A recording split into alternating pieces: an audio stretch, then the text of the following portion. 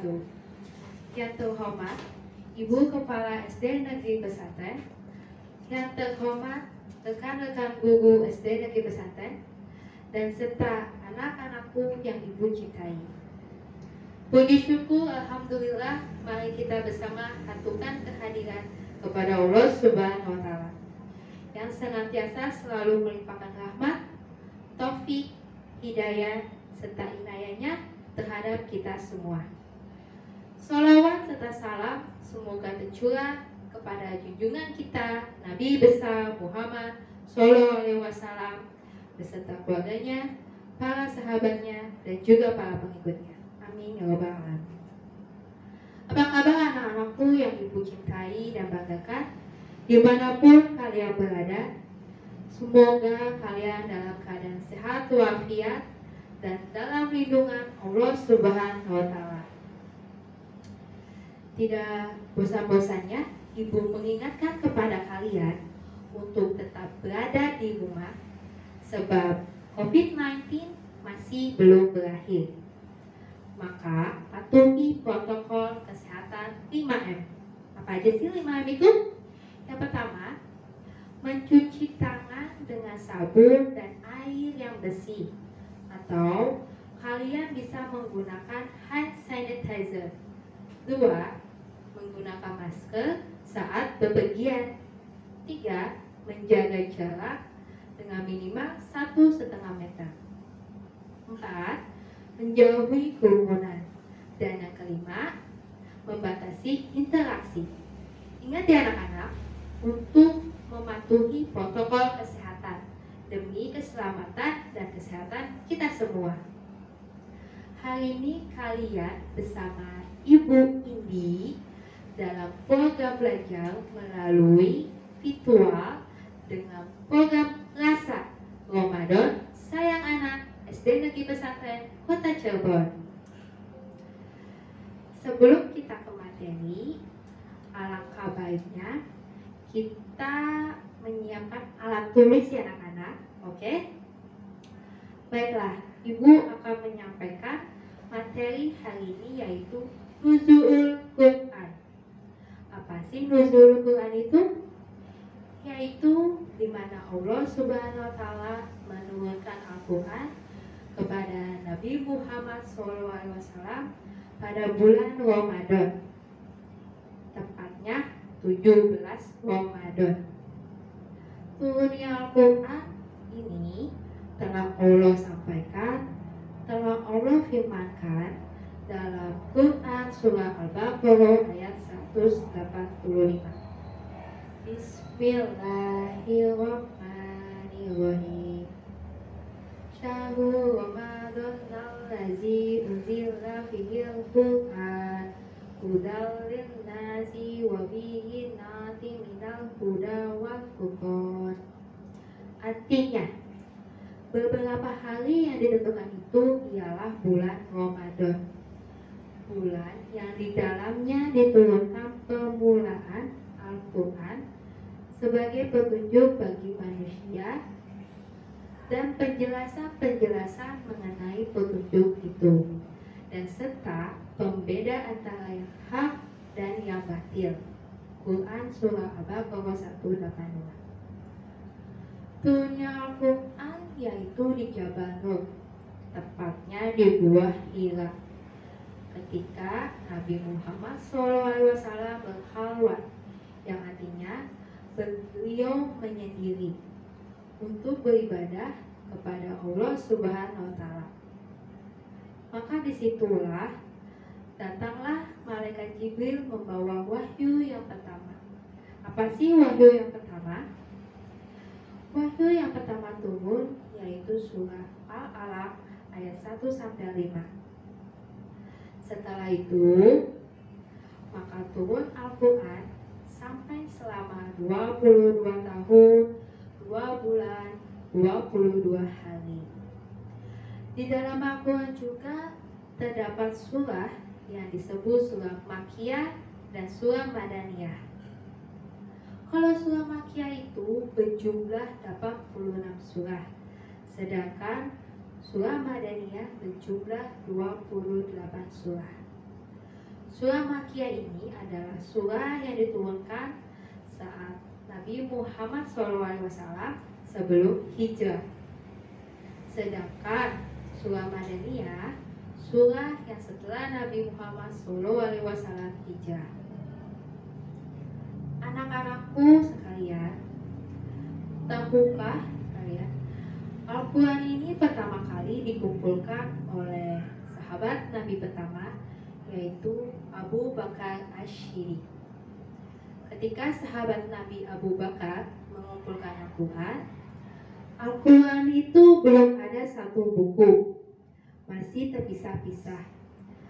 Ada di hafalan para sahabat, ada yang tertulis di batu, ada pula yang tertulis di pelepah kurma.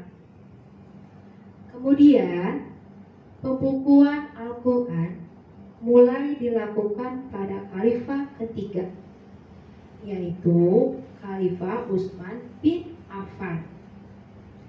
Anak-anakku, adapun keistimewaan dari nuzul Quran. Apa aja sih keistimewaan nuzul Quran itu? Keistimewaan nuzul Quran yang pertama adalah peristiwa ini telah menguatkan hati Rasulullah dan para sahabat untuk terus berjuang dakwah dan menyiarkan agama Islam kepada semua orang.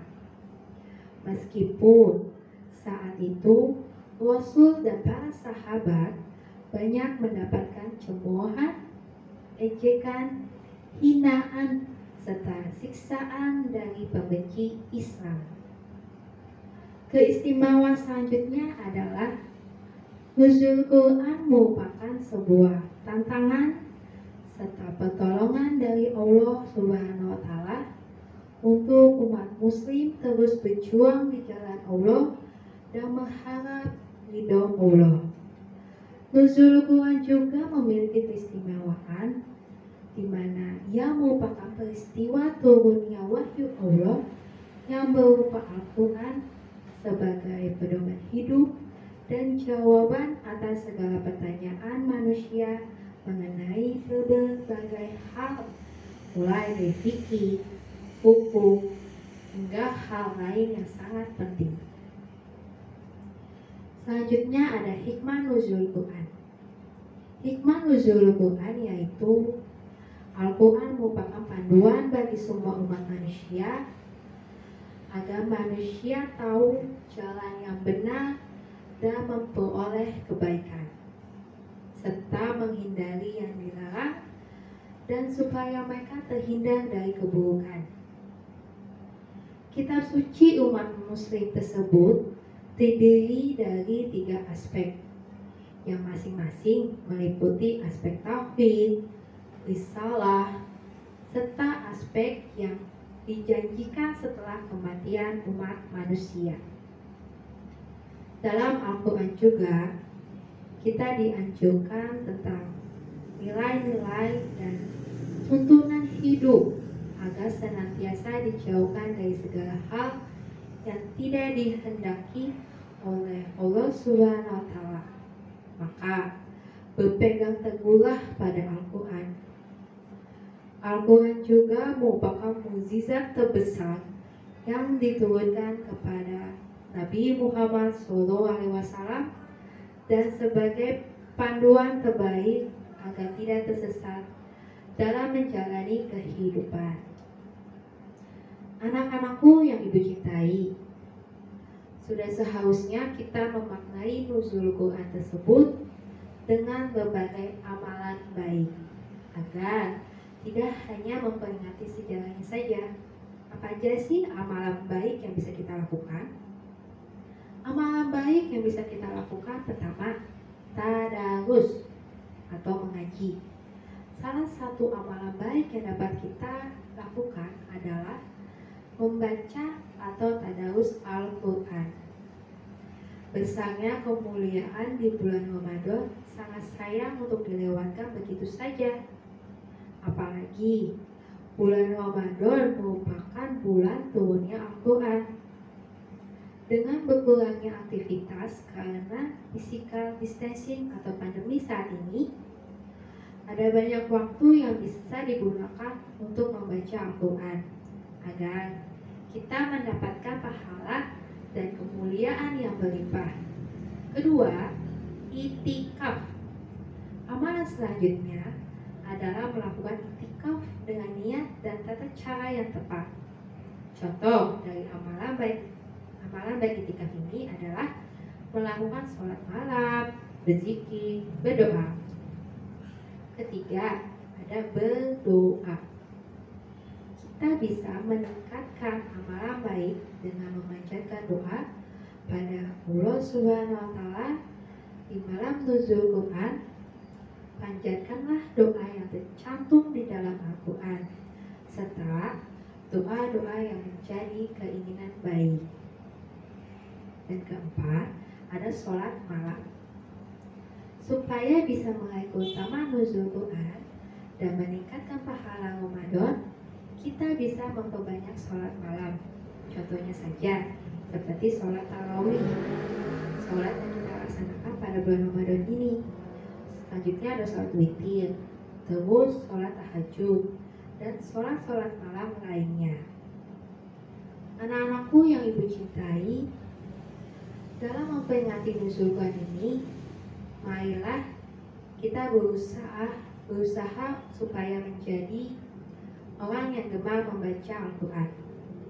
Semoga kita semua termasuk orang-orang yang dirindukan oleh surga. Seperti itulah materi yang Ibu sampaikan pada hari ini. Mohon maaf apabila ada kesalahan dalam penyampaian kata. Akhir kata, wassalamualaikum warahmatullahi wabarakatuh.